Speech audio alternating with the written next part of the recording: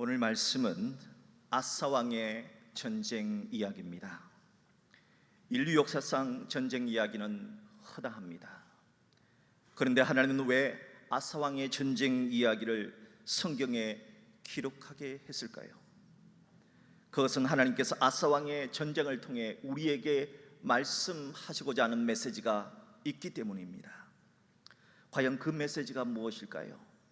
저는 오늘 여러분과 함께 아사왕의 전쟁 이야기를 통해서 들려주시는 하늘의 메시지를 찾아보면서 여러분과 함께 은혜를 나누고자 합니다. 먼저 오늘 말씀의 통로가 된 아사왕, 이 아사왕은 어떤 사람인가부터 살펴보겠습니다.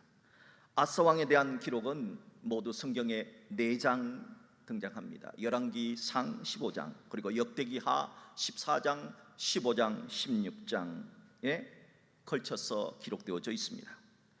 아사왕에 대한 이야기를 성경에 무려 4장에 걸쳐서 기록했다 하는 것은 그만큼 하나님이 아사왕에 대한 이야기를 우리에게 전하고 싶은 가치가 있다 하는 것을 가르쳐 주지요. 성경의 역사서에 기록된 아사왕에 대한 기록을 모두 살펴보면 아사왕은 이런 분입니다. 먼저 아사왕은 남유다 왕국의 제3대 왕으로서 41년 동안 남유다 왕국을 통치했던 왕입니다. 남유다 왕국을 통치하는 동안 실수도 많았고 잘못을 했을 때도 있었습니다. 하지만 하나님은 아사왕의 잘못한 점은 건너뛰십니다. 그리고 잘한 점을 보시고 아사왕을 선한 왕으로 칭찬해 주시고 아사왕에게 은혜를 내려주셨습니다. 아사왕이 잘한 점을 살펴보면 몇 가지가 있습니다. 첫째, 아사왕은 자신이 여호와 보시기에 올바르게 살고자 했습니다. 하나님 주님 보시기에 부끄럽지 않게 살려고 했던 아사왕을 잘 봐주시고 은혜를 내려주신 것이지요. 둘째로 아사왕은 자신뿐만이 아니라 가족에게도 여호와 보시기에 올바르게 살도록 했습니다. 이런 일이 있었습니다. 언제는 아사왕의 어머니였던 태우마마가 하나님을 버리고 아세라 우상을 섬기게 되었습니다. 그러자 아사왕은 어머니를 태우에서 폐위시켜버립니다. 하나님은 이렇게 한 사람뿐만이 아니라 자신뿐만이 아니라 가족까지 모두 하나님 보시기에 부끄럽지 않게 살았던 이 아사왕을 하나님께서 잘 봐주시고 은혜를 베풀어 주셨던 것이지요. 셋째로 아사왕은 자신뿐만이 아니라 가족을 넘어서 백성들까지 여호와 보시기에 올바르게 살도록 했습니다. 백성들이 하나님 보실 때 어긋난 일을 그 당시에 많이 했는데 대표적으로 보면은 남자 창기들이 그 당시에 있었습니다. 아사왕은 남자 창기들을 없앴습니다. 산당들을 없애고 주상을 깨뜨리고 아세라상을 찍고 태양상을 없애는 우상 숭배 금지 정책을 펼쳤습니다.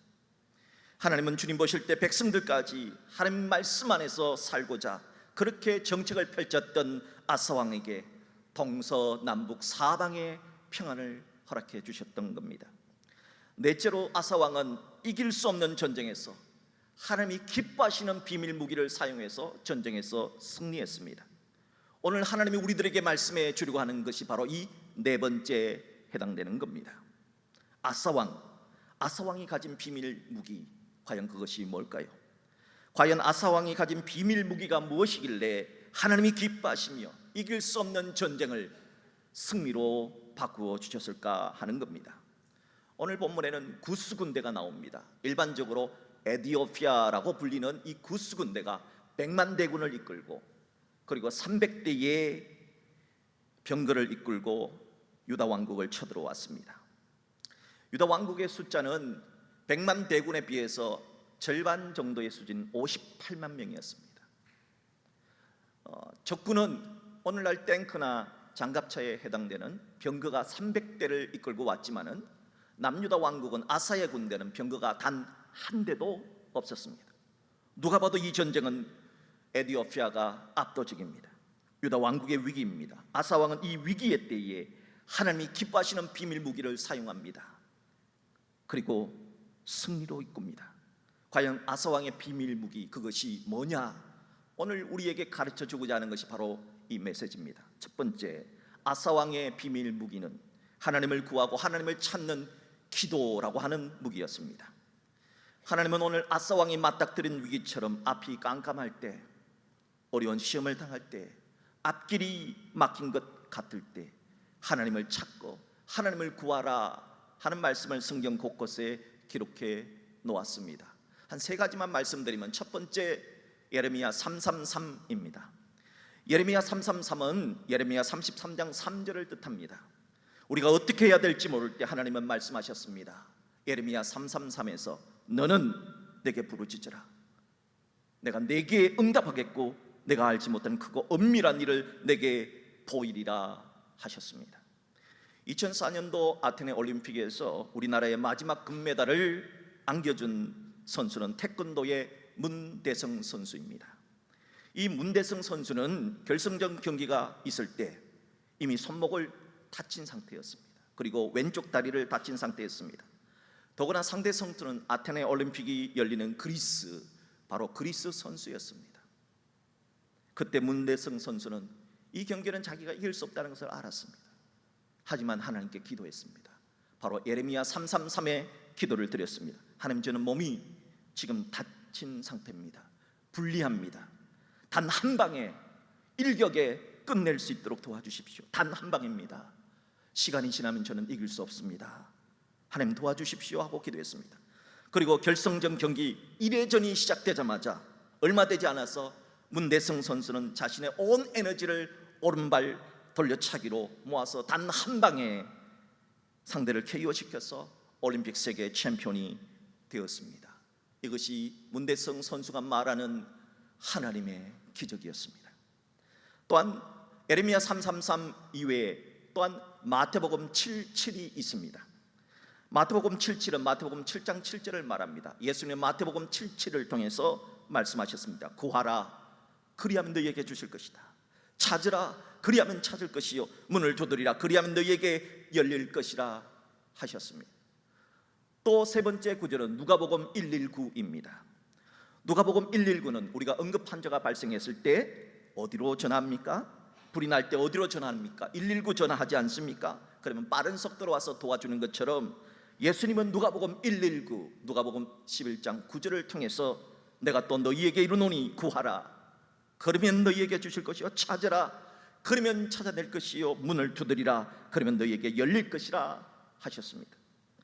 병거 300대를 앞세운 에디오피아 군대, 무려 100만 대군을 이끌고 유다를 공격한 에디오피아 군대를 맞이한 아사왕은 하나님이 주신 말씀대로 예레미야 333의 기도를 드렸고 마태복음 77의 기도를 드렸고 누가복음 119의 기도를 드렸습니다. 하나님 도와달라고, 하나님 도와달라고 기도했습니다.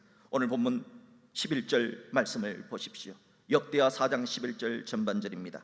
아사가 그의 하나님 여호와께 부르짖어 이르되 여호와여, 힘이 강한 자와 약한 자 사이에는 주밖에 도와줄 리가 없사오니 우리 하나님 여호와여, 우리를 도우소서, 우리를 도우소서. 아사왕은 하나님을 찾았습니다. 그리고 이 강력한 에디오피아 군대 속에서 나를 도와주실 분은 하나님밖에 없습니다 고백했습니다. 여러분, 여러분들은 도와줄 분이 많이 있습니까? 여러분들이 진짜 힘들고 어렵고 약할 때 강자로부터 여러분을 도와줄 분이 많이 있습니까? 아사왕은 없었습니다. 내가 힘들고 어려울 때 나를 도와줄 분은 하나님밖에 없다고 고백하고 있습니다. 하나님은 이 기도를 기뻐하셨습니다. 바로 하나님께 구하는 기도, 이것이 아사왕이 가진 첫 번째 비밀무기입니다. 구하는 자에게 주신다 하신 하나님은 아사왕의 기도를 들으시고 바로 이 전쟁에 개입하셨습니다. 여러분, 하나님께서는 기도라고 하는 비밀 무기를 아사왕에게만 준 것이 아니지 않습니까? 우리에게도 주시지 않았습니까? 분명 예수님께서는 이 기도라고 하는 무기를 사용하라고 말씀하셨습니다. 우리가 오늘도 암송하지 않았습니까? 마태복음 7장 11절에서 너희가 악한 자라도 좋은 것으로 자식에게 줄 줄 알거든 하물며 하늘에 계신 너희 아버지께서 구하는 자에게, 기도하는 자에게, 하나님을 찾는 자에게 좋은 것으로 주시지 않겠느냐. 하셨습니다.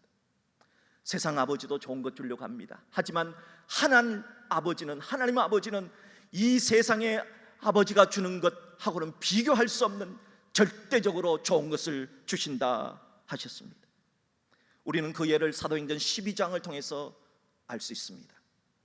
사도행전 12장에는 교회가 어려움을 당한 이야기가 기록되어져 있습니다. 사도행전 12장에는 당시에 통치자였던 헤롯 아그리빠 왕이 자신의 인기를 얻기 위해서, 유대 교인들한테 인기를 얻기 위해서 초대교회의 지도자였던 사도 베드로를 체포해서 감옥에 집어 넣어버렸던 사건이 나옵니다. 그 당시에 이제 내일이면 사도 베드로가 순교를 당합니다. 죽게 됩니다. 그럴 때 교회는 무엇을 했는가? 성경은 말합니다. 교회는 그를 위하여 간절히 하나님께 기도했습니다. 성경은 베드로가 참수당한 위기에 성도들은 기도했다 하는 말씀 위에 다른 어떤 것도 기록하지 않았습니다. 왜일까요? 그것은 기도가 결코 비겁하지 않다는 겁니다. 기도가 결코 무력하지 않다는 것을 보여주신 사건입니다. 세상 사람들은 기도가 비겁하게 보일 수 있습니다. 기도가 무기력하게 보일 수 있습니다. 그러나 하나님은 기도를 절대 무기력하게나 비겁하게 보지 않는다 하는 겁니다. 교회가 간절히 하나님께 기도했을 때 사도행전 12장에는 두 가지 기적이 등장을 합니다. 첫 번째 기적은 하나님께서 사도 베드로가 갇혀있는 감옥에 천사를 보내주셨습니다. 그래서 그 천사를 통해서 사도 베드로를 감옥에서 구출해주는, 탈출하는 기적이 일어났습니다. 베드로가 이제 천사의 도움을 받아서 기적적으로 감옥에서 탈출했습니다. 나왔더니 그리고 기도하는 성도들이 있는 곳으로 찾아가서 문을 두드렸습니다. 문소리를 듣고 그 당시에 로데라고 하는 여자아이가 나와서 보니까 누구예요? 사도 베드로가 온 거예요. 와, 베드로예요. 사도 베드로께서 왔어요 라고 하니까 기도하는 사람들이 너 미쳤구나. 지금 사도 베드로가 지금 감옥에 있는데 어떻게 나오니? 아니에요, 진짜 사도 베드로가 왔다니까요. 그러면은 사도 베드로의 천사가 왔겠지, 이렇게 말을 하며 믿지를 않았습니다. 그러나 계속해서 문 두드리는 소리가 난 거예요. 계속해서 문 두드리는 소리가 나니까 사람들이, 기도하는 사람들이 찾아가서 보니까 진짜 사도 베드로가 오신 거예요. 이것이 기도하는 성도들에게 주신 첫 번째 기적입니다. 사도행전 12장에는 두 번째 기적이 나타납니다. 두 번째 기적은 바로 교회를 핍박하고 사도 베드로를 감옥에 쳐넣었던 헤롯 아그리빠 왕에게 나타난 기적입니다. 그에게는 어떤 기적이 나타났을까요? 어느 날 하루는 헤롯 왕이 연설을 하게 됩니다. 연설을 했는데 그게 참석한 사람들은 헤롯 아그리빠 왕한테 아부를 떨기 위해서 이것은 신의 소리요, 이건 사람의 소리가 아닙니다, 신의 소리입니다 하면서 가전 아부를 떨었습니다. 헤롯 왕은 아부하는 말에 착각을 합니다. 자신이 신이 아니잖아요. 그런데 진짜 자기가 신이라도 된 것처럼 교만을 떨다가 하나님께서 왕벌과 같은 벌레를 보내주셔서 이 벌레에 물려 죽게 되는 일이 발생하게 된 것입니다. 역사가 요세푸스의 기록에 따르면 헤롯 왕은 벌레에 물려 엄청난 통증으로 궁전으로 옮겨졌고 닷새 후에 고통 속에서 죽었다 기록을 하고 있습니다. 하나님은 이렇게 기도하는 자에게 천사를 보내주셨고 또 기도하는 자에게 왕벌을 보내주셔서 기적을 일으켜 주신 것입니다. 세상 사람들 보기에 기도가 비겁하게 보일 수 있죠. 세상 사람들 보기에 기도하는 사람들이 무기력하게 보일 수 있지요. 하지만 하나님은 성도들의 기도를 절대 비겁하게 보지 않습니다. 기도가 정말 무기력하게 보이지 않는다 하는 것을 하나님은 오늘 기적을 통해 사도행전 12장에서 말씀해 주고 있는 것입니다. 그래서 하나님은 그래도 내게 구하여야 하리라, 그렇게 기도하라 말씀하신 것입니다. 오늘 본문 12절의 말씀을 보십시오. 하나님을 찾은 아사 왕에게, 하나님을 구했던 아사 왕에게 하나님이 그 기도를 들으시고 어떻게 하셨는가 보십시오. 본문 12절입니다. 여호와께서 구스 사람들, 에디오파 사람들, 100만 대군들을 아사와 유다 사람들 앞에서 치시니 구스 사람들이 도망하는지라. 누가 치셨습니까? 누가 100만 대군을 치셨습니까? 누가 300대의 탱크에 해당되는 300대의 병들을 주셨습니까? 누굽니까? 하나님께서 하신 것입니다. 하나님께서 이 전쟁에 개입하시자 불렸던 전세가 역전되었습니다. 아사왕은 대승을 거두었고 많은 전리품을 챙겨 기쁨을 가지고 집으로 돌아올 수가 있었던 겁니다. 사랑하는 여러분, 하나님은 기도하는 자를 결코 실망시키지 않으십니다. 하나님은 기도하는 자에게 반드시 기도하는 보람을 있게 주십니다.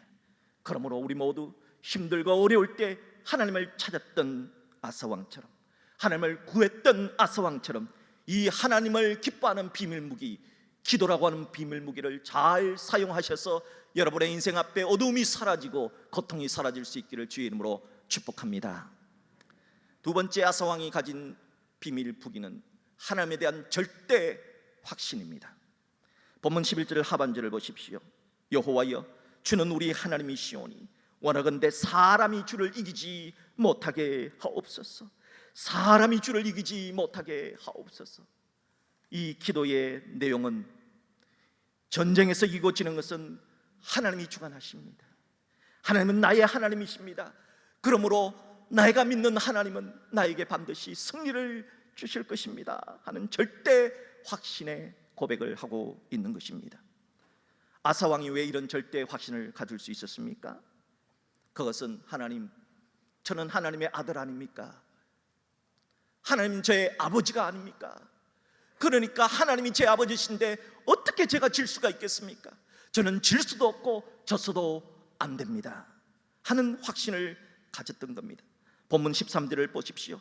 아사와 그와 함께한 백성이 구스 사람들 에디오피아 사람들을 추격하여 그랄까지 이르매 이에 구스 사람들 에디오피아 사람들이 엎드러지고 살아남은 자가 없었으니 100만 대군이 전멸했습니다.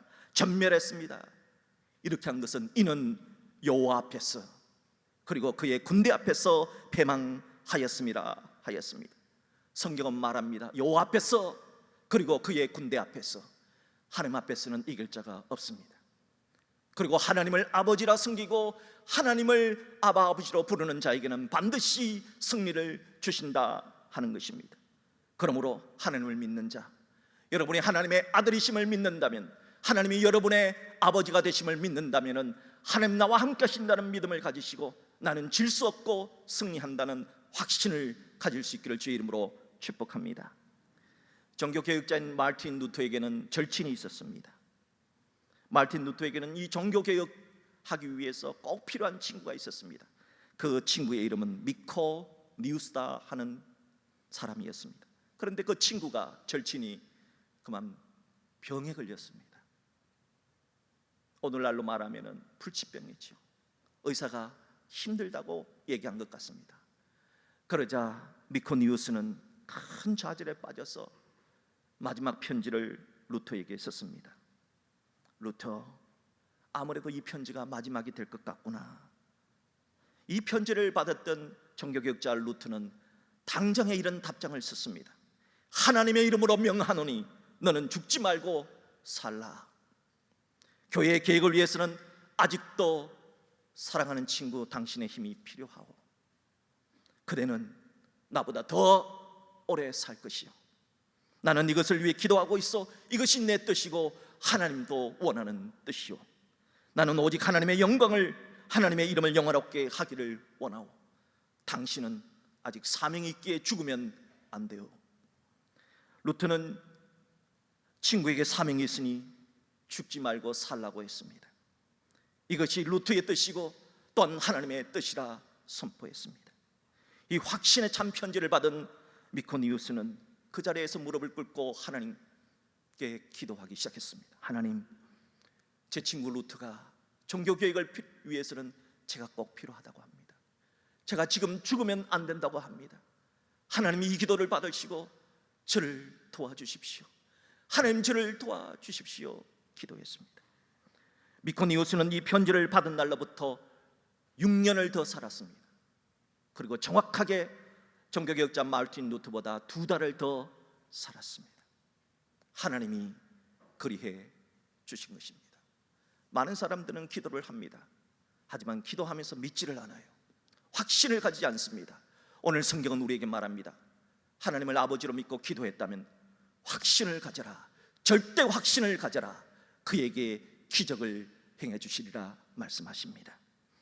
지금까지 우리들은 백만 대군을 맞아서 대성을 거뒀던 유대왕 아사의 비밀 무기 두 가지, 기도하고 절대 확신을 가져라 하는 것을 살펴봤습니다.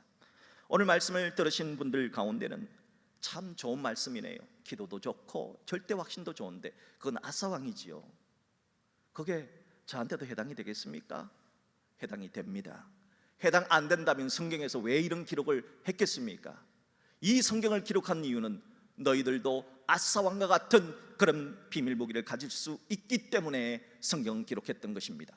그렇다면 우리가 어떻게 하면 이 비밀 무기를 소유할 수 있을까요? 전 세계에서 아주 몸짱으로 유명한 사람들이 모여서 보디빌딩 대회를 합니다. 세계 보디빌딩 대회에서 7번이나 세계 챔피언을 했던 유명한 영화 배우가 있습니다. 여러분도 잘 알죠? 터미네이터 나왔던 주연 배우 아놀드 슈왈츠제네거. 캘리포니아 주지사도 했던 아놀드 슈왈츠제네거는 늘 가는 데마다 이런 질문을 받는답니다. 당신 어떻게 하면 그렇게 멋진 몸매를 갖고 있는데 우리도 그렇게 될 수 있습니까? 그때 아놀드 슈왈츠제네거는 늘 이렇게 말합니다. 할 수 있습니다. 당신도 할 수 있습니다. 그러기 위해서는 이렇게 하십시오. 하루에 꼭 1시간, 일주일에 꼭 7번, 그리고 1년에 365일 비가 오나 눈이 오나 바람이 부나 반복 또 반복, 하루도 쉬지 말고 호흡에 주의해서 운동하십시오. 그러면 당신은 반드시 저처럼 멋진 몸짱이 될 것입니다. 여러분, 제가 여러분에게 권유드리는 방법이 있습니다. 오늘 아사왕이 가진 두 가지 비밀 무기를 우리도 소유할 수 있는 방법, 그것은 비가 오나 눈이 오나 바람이 부나입니다. 우리 교회에서 새벽 5시 30분 새벽 기도회가 시작됩니다. 여러분, 매일매일 하루를 기도로, 말씀으로, 찬양으로 시작하는 사람과 기도하지 않고 말씀 보지 않고 그냥 내 생각 유행가 부르면서 시작하는 사람의 하루는 반드시 다릅니다. 아로나민 골드 선절을 할 때 이런 선절을 하더라고요. 아로나민 골드를 먹은 날과 먹지 않은 날은 차이가 있습니다.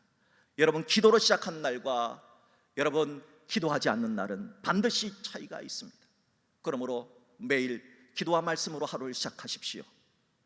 여러분 5시 30분에 일어나지 못한다면 여러분이 일어나는 그 시간, 첫 번째 그 시간에 우리가 지금 하고 있는 대연 TV를 통해서 또는 유튜브 방송을 통해서 여러분 다시 말씀을 듣고 기도로, 말씀으로 하루를 시작해 보십시오. 그러면 반드시 여러분도 매일매일 하루를 기도와 말씀과 찬양으로 시작한다면 여러분도 아사왕이 가진 이 두 가지 비밀 무기를 꼭 소유할 수 있게 되리라 확신합니다.